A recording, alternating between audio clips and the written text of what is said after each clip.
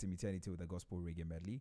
Now, we get into our roundtable discussion this morning. Very important conversation.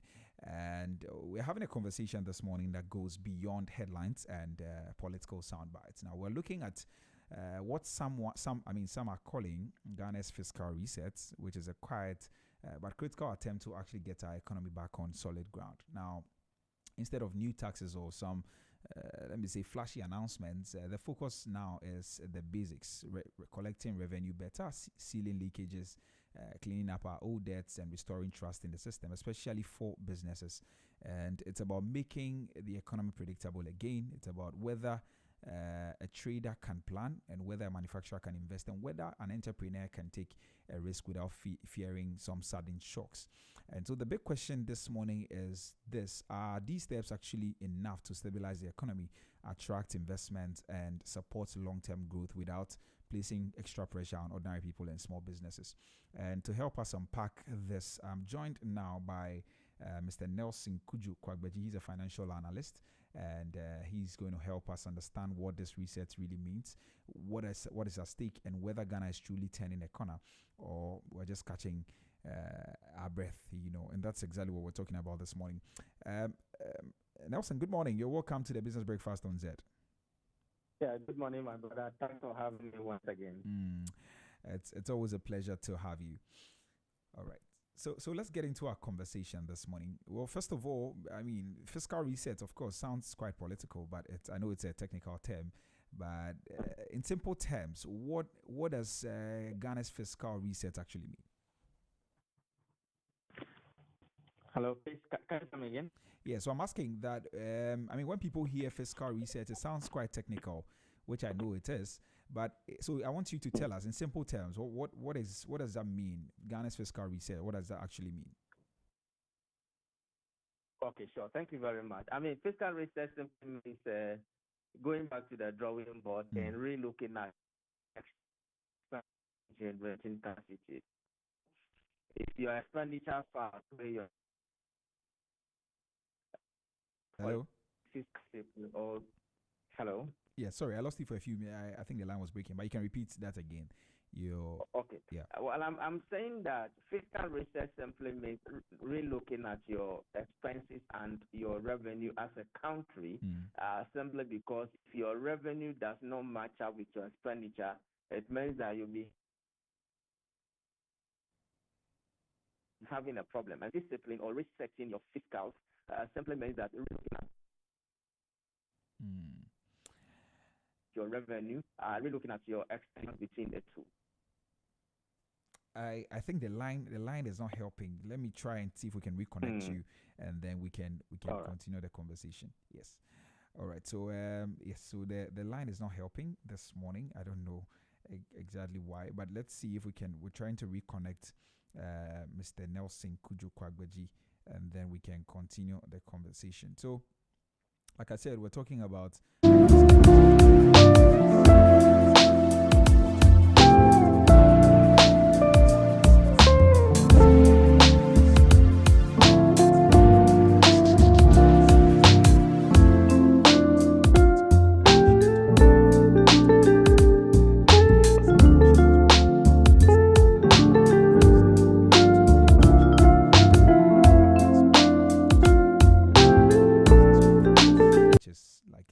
very important part, because I know that for businesses it's always about the confidence they have in the system, because they need to plan well and do what they have to do. So I'll try and reconnect him, but please don't go anywhere. We will be right back.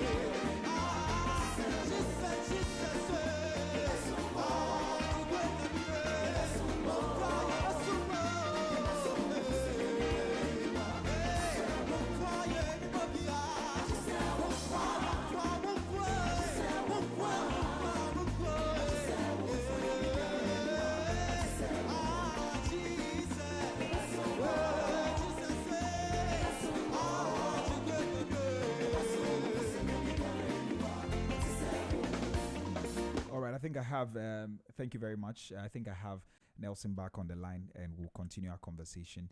Yeah. Hello?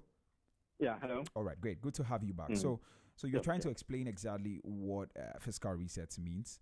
And yes, so please go ahead. Well, the fiscal reset, as I didn't indicate, is just a political balance from one particular government who wants to relook at the fiscals of this country in terms of our revenue and expenditure. If the government is not able to raise revenue and they are not able to control their expenditure, what it means is that we are going to balloon the deficit, and that has a lot of negative implications on the economy in general. And so fiscal reset, according to the proponents of that term, simply means relooking at our revenue and also relooking at how we expend that revenue in terms of our expenditure. Right, but why did we reach a point where a reset became unavoidable? Please come again. I'm asking, why did we reach a point where a reset became unavoidable? Well, I think it has to do basically with fiscal decisions that were made in the past. That at the time we were thinking are good for the country, but those decisions came back to hurt us. And so when you are using a particular strategy for so long a time and you are not getting the needed result, it is only prudent and fiscally advisable that you change your strategy. And so we made certain decisions in the past as a country, and those decisions are actually hurting us. And so there is a need for us to relook at those decisions, and so the term reset of our fiscal issues. What are some of those decisions? Well, I mean, the decision to base our economy purely on the colonial economic model, I mean, importation more than exportation, or I mean, exportation of raw materials into the country instead of finished products. It was one of the decisions that we have been taking in the past, and then we continue to take. Another one has to do with the fact. Do you mean exportation of raw materials? Yes, I mean our economy is largely driven by import, and so I mean that puts so much pressure on our currency. Yeah. And so to the extent that we continue to import more than we continue to export, well, what it means is that we are going to have trade imbalance, and that is going to affect our economy. I mean, these are one of the decisions that we've been taking since independence in 1957. Again, our inability to mobilize enough domestic revenue has also affected us so much. And so if you are not able to mobilize domestic revenue, the only option available to you is to go and borrow. And we have overborrow to the extent that we have to go to the IMF for more than 15 times. So these were some of the decisions that we have made in the past that is actually hurting us, and hence the need for us to reset our fiscal strategies in order to, boost the growth that is organic, not a growth that is dependent on any external factor. Two things there. You mentioned repairing the past and also boosting the growth. I want to know, so is this more about repairing the past or preparing for future growth? Well, I think it's about relooking at decisions that we made in the past, which were inimical to Ghana's growth, and also, looking at the future. What can we do new that can bring about the needed growth? And I think that is where the term reset actually comes in, because if you are doing one thing and you are not getting the needed result, it is only prudent that you actually change the strategy. And so there is a need to reset every sector of the economy in terms of what we do in those sectors. I see. From an analyst perspective, I mean, you are a financial analyst. What is the single biggest weakness in our public finance system? Tax revenue is the lifeblood of every country. Countries depend largely on tax revenue for their developmental agenda. And to the extent that you are not able to mobilize enough domestic revenue, to the extent that you are not able to tax the productive sectors of the economy, I consider that to be one of the biggest challenges that we have faced over the years. I see. So the issue of tax is a big one. I mean, government says that this time they are not focusing on new taxes. even though maybe they may go towards that later. But they say they are not the focus is not on new taxes, but on improving collection. Where are the biggest leakages when it comes to our revenue system? All right. The leakages can be found everywhere. I mean, in terms of under invoicing, in terms of under declaration at the ports. I mean, leakages are everywhere. But the question that we ask ourselves is, do we have the systems to be able to detect those leakages? Because if government is losing out every one peswa on, on seconds basis, cumulatively by the end of the year, that will be a lot of money. And so leakages are everywhere in terms of the companies that declare, their tax, obligations to go and pay under declaration, even at the port, under invoicing. And I mean, all the sectors of the economy, we can find one or two, issues of under invoicing, under declaration, and that affect government revenue. So the leakages are out there. That affect government revenue in so many ways. I mean, if you go to the port of late, the government is putting in some measures to make sure that they use AI to detect under invoicing and under declaration. That tells you that even at the port, there is so much leakage that has been going there over the years. I see. So, I mean, you talk about over the years. Why haven't we been able to deal with some of those issues all these years? Well, some of these issues may be political. Political in the sense that imagine an entity financing a political party, and that entity is into importation of cars. Okay? And so at the end of the day, if that party happens to come to power and the gentleman wants to import, I mean, your guess is as good as mine. And so, I mean, the political will to deal with some of these issues has been lacking in the past. But I think with this new government, we have seen some level of improvement in terms of tax revenue collection. I mean, as you rightly indicated from the beginning, it is not about increasing the tax rate. Yeah. It's all about expanding the base in order to rake in a lot of people into the tax net.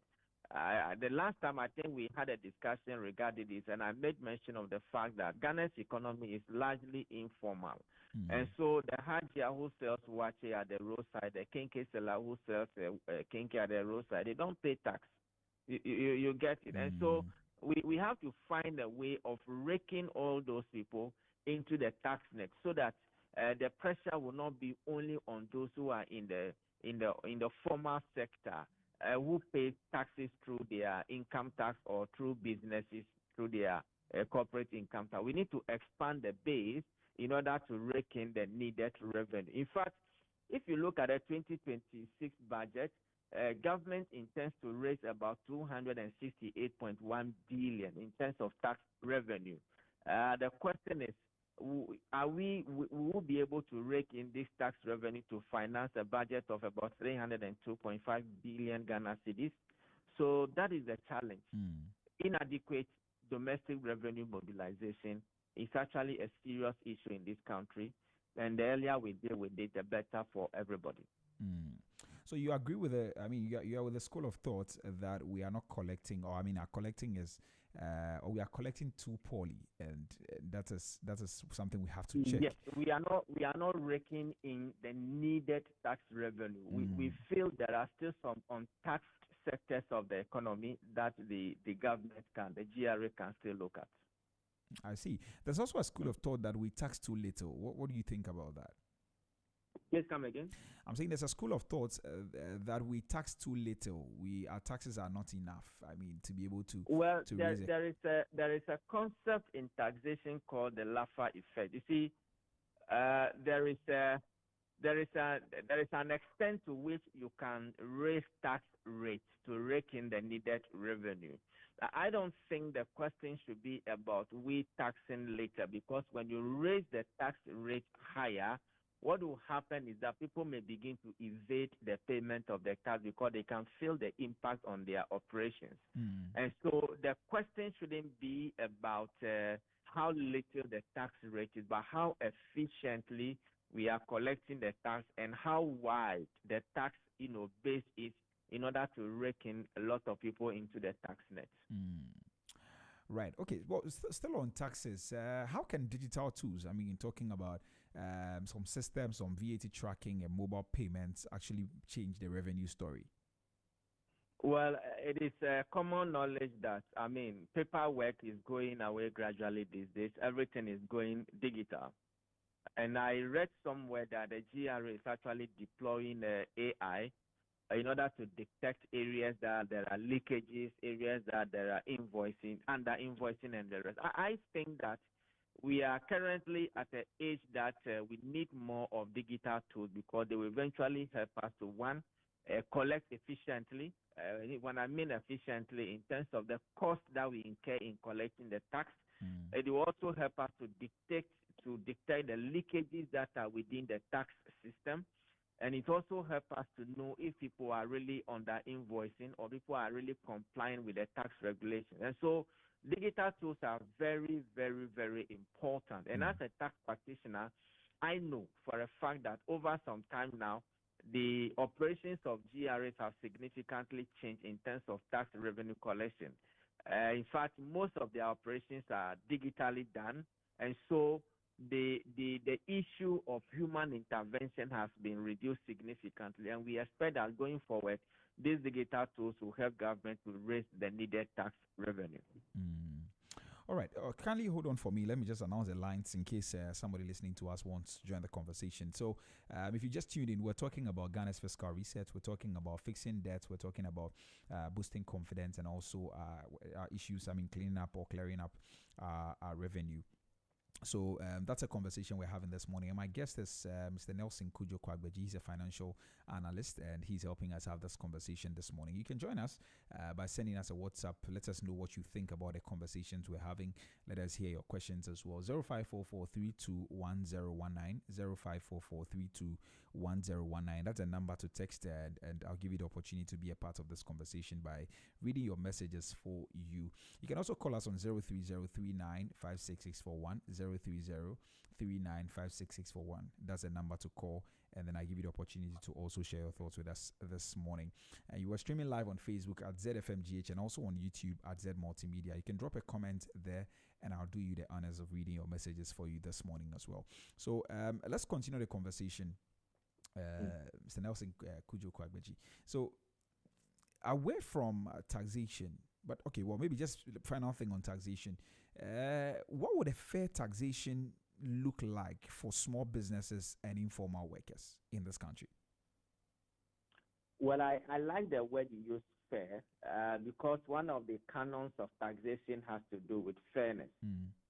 So a fair taxation is a sort of a system where the tax rate or the tax system itself will not impact negatively on the operations of the SME. Don't forget that payment of tax is cash outflow to, the companies that are doing the payment. And so we expect a tax system that is friendly, a tax system that is flexible, a tax system that is not too complicated. As I did indicate, having considered Ghana's economy to be informal, if you bring in a tax system or tax rate that is complicated, what it will mean is that a lot of the SMEs will not comply. And don't forget that our economy is largely dominated by the SMEs. And so a fair tax system, I think, is a system where the impact of the tax will not be too much felt or will not bring too much heat on the operations of the SMEs. Right, and I ask that because small business and informal workers usually worry about being taxed unfairly, and once you are calling for them to be brought into the tax net, we need to have that conversation. Hopefully, when we get to, as time goes on, we'll probably have a conversation on that more squarely. So let's talk about debt. Now, the debt restructuring was something that, was a headline for quite a long time. And it's been very, very painful. I don't want us to scratch our wounds anyway, but why was it necessary? Just briefly, and then we can continue. All right. So the debt restructuring was necessary because we call something the sustainability of a country's debt. When we say a country's debt is sustainable, it means that the level of debt will not impact so much on the current operations of the government, and it also not impact so much on future generations. Now, as at the time that we did the debt restructuring, our debt became unsustainable. I mean, we were not able to even honor obligations as and when they fall due. And as a result of that, the capital market, where we've been borrowing from, was actually shut to Ghana. And so Ghana couldn't go back to the capital market to go and borrow. It's as if you have borrowed from your friends and now nobody is willing and ready to give you anything again. And so the debt became unsustainable. And the only thing that we had to do is to go back to those who give us the money and plead with them that we want to restructure the debt to a much more linear terms. And you know, when your debt becomes unsustainable, nobody is willing to, give you money. Your risk premium is very high. And so if anybody at all wants to give you money, they will demand for a much higher risk premium. What it means is that the interest rate that you'll be paying for them will be very, very high. And so nobody was ready. And so the only thing we could do is to go back to our creditors and tell them that, hey, as it stands now, the money that we have borrowed from you, we cannot pay it now. So we want to relook at the terms and conditions of the debt. And so that was what happened. It was a very painful exercise to be done as a country because when it happens that way, your credit ratings will go down. I remember at the time, Ghana's economy was rated as a junk, economy, which meant that, nobody was willing, nobody was interested in our economy to lend us money. And so the only option way out is to go back to the very people who lend us the money and ask them that, hey, the terms and conditions should be relooked at. So that was what actually happened. I see. Right.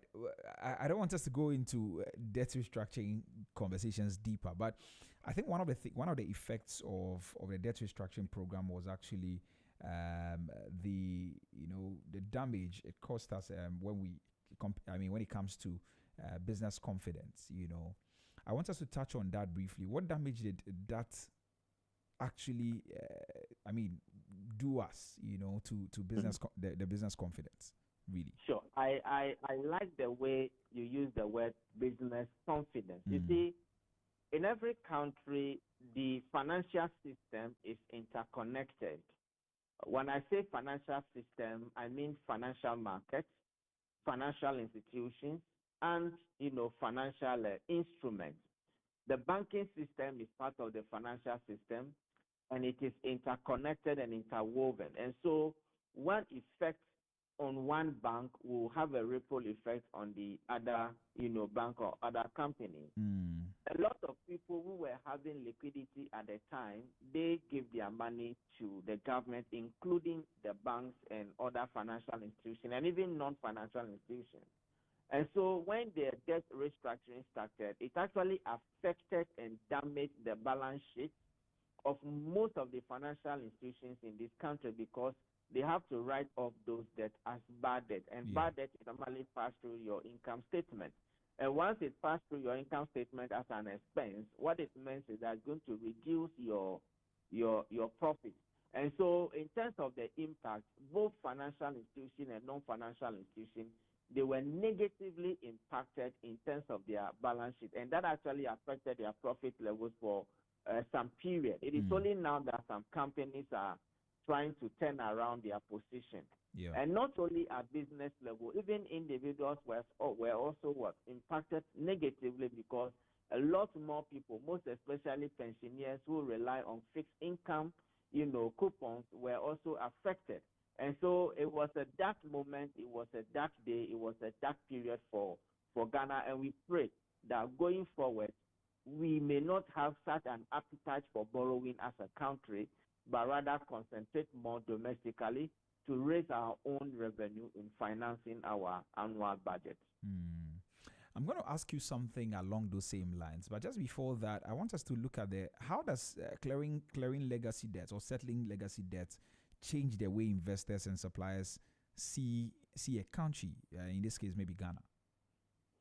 Well, it is very simple. You mentioned the word business and investor confidence. If you are a country that you are so much deep in debt, no investor will want to have anything to do with you. You see, foreign direct investment takes so many forms, and before a country or an entity or a business or even a person can decide to invest in your economy, they take into consideration so many factors, and one of those factors has to do with your debt to GDP ratio.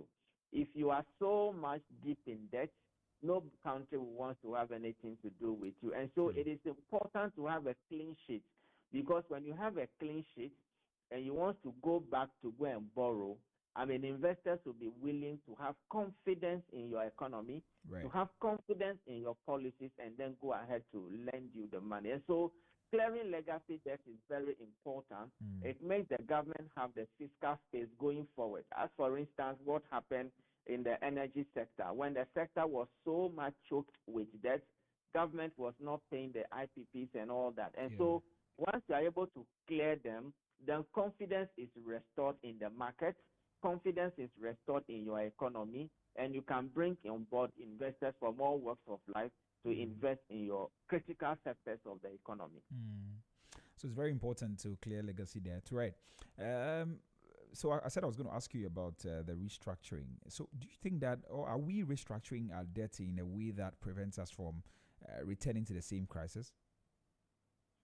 Well, when you are restructuring your debt, I mean, the terms and conditions of the new restructured debt will be better than that of the initial or the old debt. What it also means is that the quantitative indicators that we use in measuring the country's, health will also be improving. I mean, if you have a 10 billion debt and you've been able to reduce it through restructuring to 5 billion, I mean, that is a significant reduction, and that is going to improve your financial health. And so I think the terms and conditions that we have given to our investors, even though very painful, it has significantly reduced our debt stock, and that will bring about some level of improved rating, and that will also go a long way to help us in terms of our credit rating. You see, for investors, they rely a lot on credit rating. If your credit rating is good, they will come. But if your credit rating is not good, it means that something is not good about your economy. It could be rising macroeconomic indicators, it could be rising debt and all that. And so once we are able to restructure the debt with better terms, I think that it will pave the way for us to go back to the capital market to go and get some financial resources to support our annual budget. Right. So what lessons would you say government should take from how quickly our debts became unsustainable? Because I know that every crisis actually teaches a lesson if we are willing to learn. So what lessons can we learn from that? Well, I think one of the lessons that we can learn is that if you don't need the money, don't go and borrow. If you don't need it, don't go and borrow eventually. And secondly, you don't go and borrow money for, consumption. If you borrow money, it must be used for capital expenditure. Capital expenditure that can generate positive MPVs, projects that are self-financing.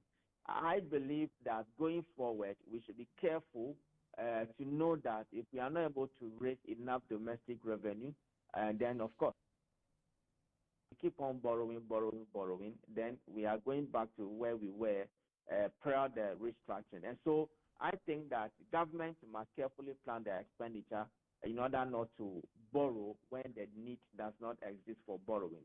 Let us mobilize enough domestic revenue to support our economic growth.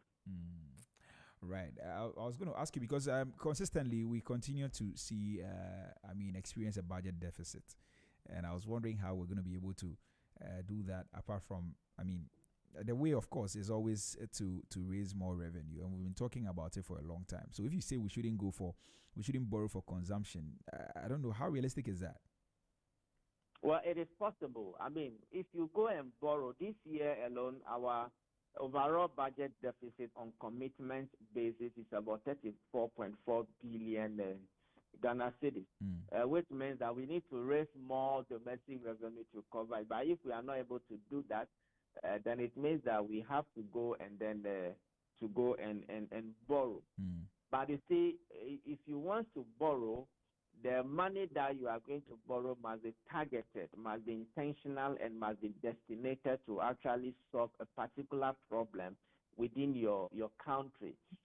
You don't borrow the money and use the money to pay salaries.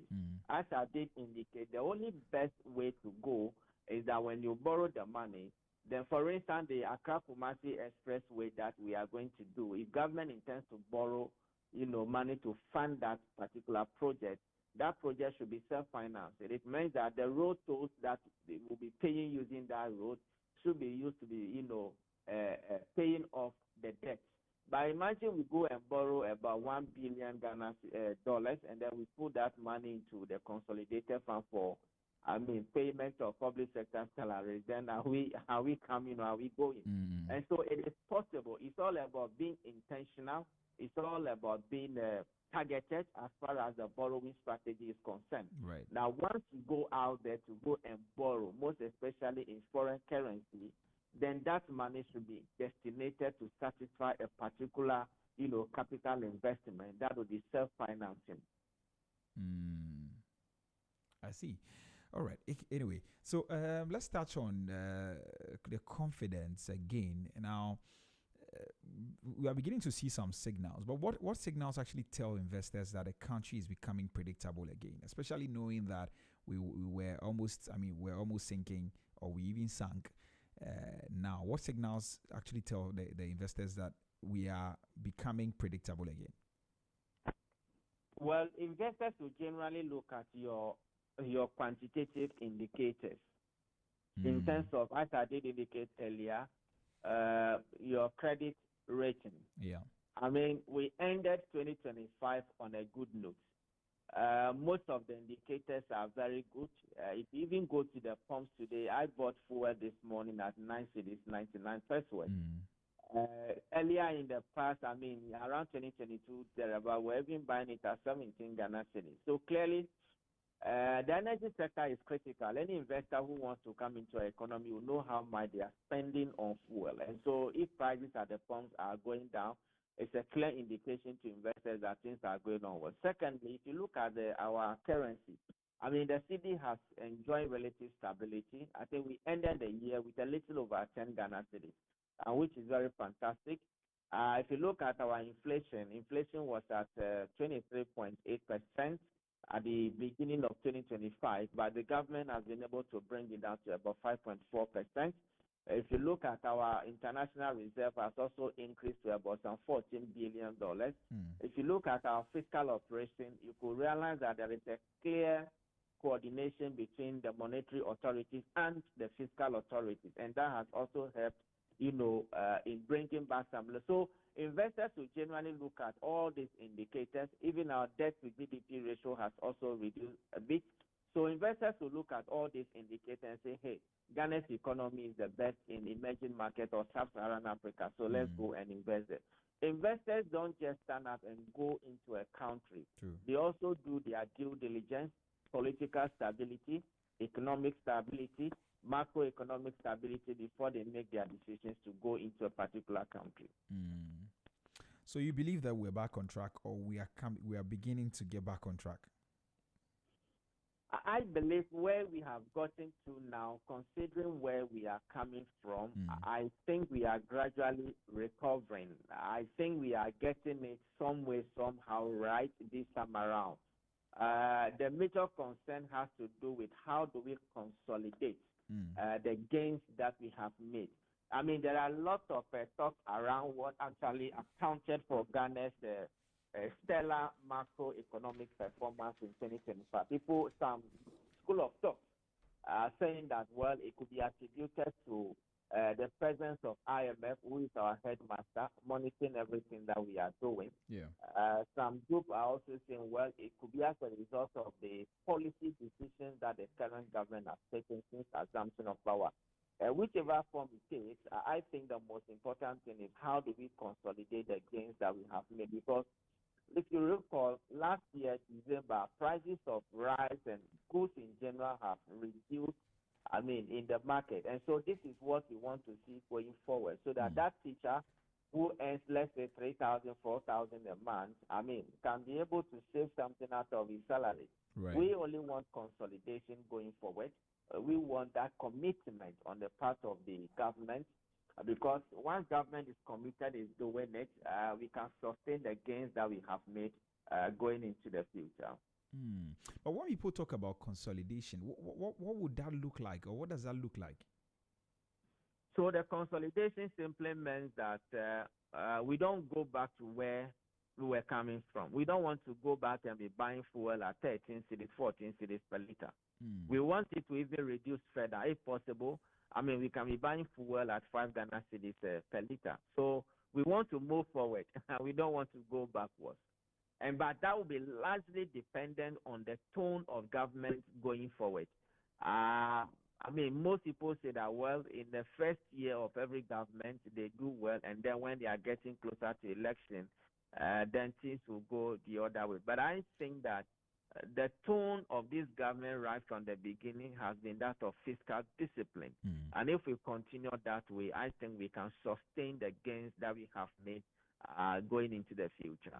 Hmm. I see. Well, I was actually going to ask you the reforms that will help us. So apart from the tone of government, what other things will help us consolidate the gains that we are enjoying? Well, I think if you look at our currency, the cedi, for instance, the cedi has performed very well as a result of the prices of commodities, most especially gold. Gold is still doing very well, and so we need to double the exportation of gold. We need to do more to actually rake in the needed reserve to actually support the Ghana cedi. And secondly, too, I believe that the expenditure control measures that the government has put in place is key. I mean, there is always wastage in expenditure and leakages in revenue. And so Hmm. once you are able to control expenditure, I think that we should be able to sustain the gains that we have made. And also, one of the problems that we as a country we have had over the years is that we have beautiful laws, but the implementation and the enforcement has always been the problem. But I think the governor of the central bank and his team, they have done very well. We have seen that they have been very consistent on the directives that they issue to the market, and that has actually helped to bring some level of sanity and sanctity into the financial market. Hmm. I believe going forward, we should sustain those directives. We should enforce those directives. We should implement the laws that can bring some level of sanity. Once we are able to do this, I don't think we'll go back to where we were coming from. Hmm. I see. We're going to still talk about the sustainability, but one of the things that people have actually said is that we're seeing the numbers do well. Maybe I think one area where we are beginning to also see the effect of it in the pocket of people is when it comes to the fuel sector. I mean, where you just spoke about. But Mm. for the most part, people say they don't feel it in their pocket. Is it a matter of the lag effect or the artificial nature of some of the reforms that we put in place? Well, I don't really know what they mean by they are not feeling it at in their pocket. I mean, uh, if you want to know whether you are feeling it in your pocket, just go to the pump. As I did indicate, I bought fuel this morning at 9.99. I mean, I filled my tank with 350 Ghana cedis. I used to fill my tank around 700 Ghana cedis those days, which means that I have even reduced my consumption by 50%. And so 350 Ghana cedis will be in my pocket. How much do we use to buy 5 kg of rice? I mean, lily rice and all kinds of rice. I mean, the prices have shot down, I mean, significantly. If you even look at a bag of cement, so clearly, you don't have to say money in my pocket, but to the extent that prices of goods have generally reduced in the market, inflation is down to 5.4. I think that should be enough basis to say we now have money in our pockets. Mm, I see. For somebody who is not okay, well, maybe in the long term it will touch everybody, but somebody who doesn't buy fuel, they're paying TNT, and still the TNT is still up. I mean, transportation is still up. Well, I think this issue of transportation. Let me use your platform to also suggest. I think government has to step in Mm. because sometimes it is just tiring that you close from office at 5 p.m. You have to wait at the roadside till 7 or 8 p.m. before you can even get a bus to go home. And the situation is becoming serious every day. And so let me also use your platform to appeal to the government to actually put in place measures to release more of the Ayalolo buses into the system. So that because what would it benefit the government when the countrymen and women are actually suffering? I mean, there are people who stays in Dodowa, so they live from Dodowa to Accra and go back every day. You close from work 5 p.m. and there are no buses or whatever to take you home.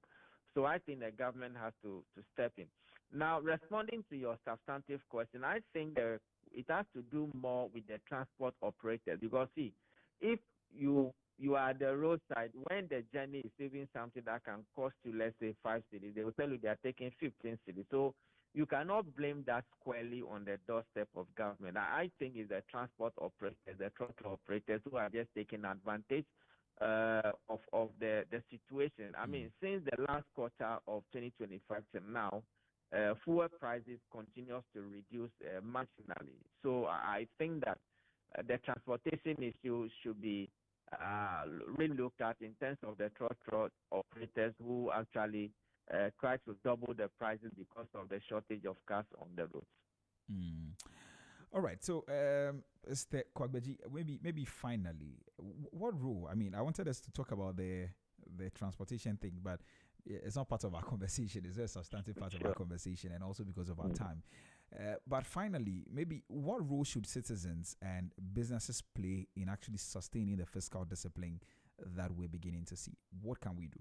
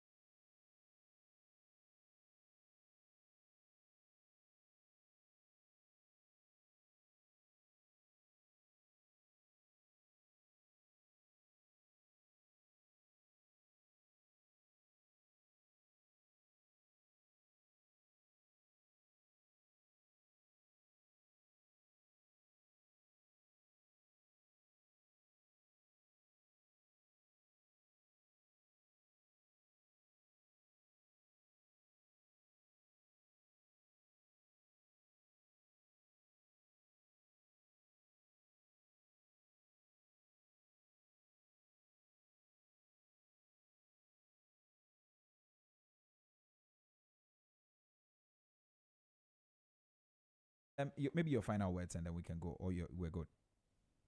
Well, let me also use your platform again.